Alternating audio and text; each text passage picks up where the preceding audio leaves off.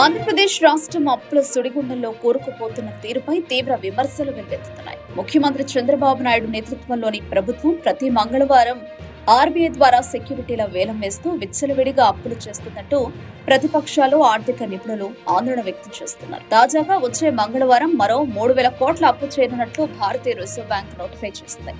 ప్రభుత్వ సెక్యూరిటీల వేలం ద్వారా ఈ మొత్తాన్ని సేకరించి రాష్ట్ర ప్రభుత్వానికి ఇవ్వనుంది. దీనిపై ప్రతిపక్షాలు మండిపడుతున్నాయి.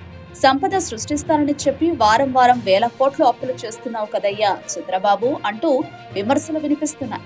కేవలం 3 నెలల్లోనే 1,000 కోట్ల రూపాయల మేర అప్పులు చేసి రాష్ట్రాన్ని ఆర్థిక సంక్షోభంలోకి నెట్టారని ఆరోపణలు ఉన్నాయి. రాష్ట్రంలో పన్నుల ద్వారా, ఇతర మార్గాల ద్వారా వచ్చే ఆదాయం కంటే ఖర్చు రెట్టింపవుతోందని ప్రతిపక్ష నాయకులు ఆరోపిస్తున్నారు. సంక్షేమ పథకాలు, అభివృద్ధి కార్యక్రమాలు అమలు చేయకుండానే ఇంత పెద్ద మొత్తంలో అప్పులు చేయడం వెనుక ఉద్దేశం ఏమిటని ప్రశ్నిస్తున్నారు. ప్రతి మంగళవారం ప్రభుత్వ సెక్యూరిటీల వేలం ద్వారా అప్పులు, బడ్జెట్ లో చూపిన అప్పులతో పాటు కార్పొరేషన్ల పేరుతో బడ్జెట్ బయట కూడా అప్పులు, సంపద సృష్టి మాట దేవుడెరుగు.